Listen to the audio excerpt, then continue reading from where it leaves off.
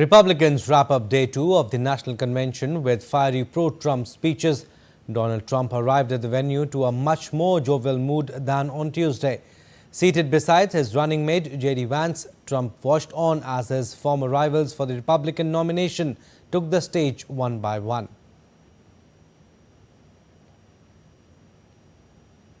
Nikki Haley opened her speech with a clear, firm endorsement of the former president, which was welcomed with thunderous applause.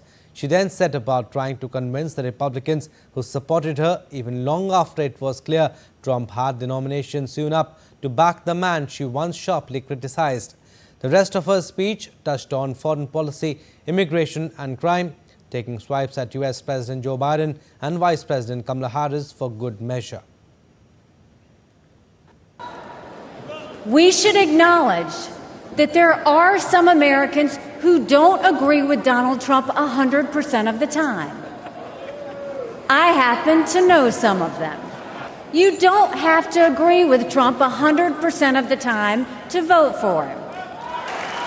Take it from me, I haven't always agreed with President Trump. But we agree more often than we disagree.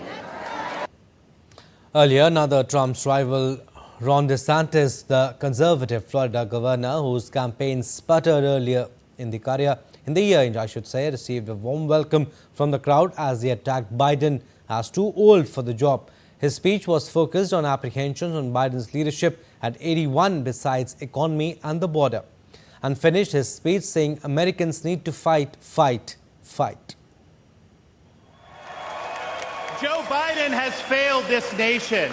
As a veteran, I was appalled when 13 of our service members were killed in Afghanistan due to Joe Biden's dereliction of duty. As a citizen, as a husband, and as a father, I am alarmed that the current president of the United States lacks the capability to discharge the duties of his office.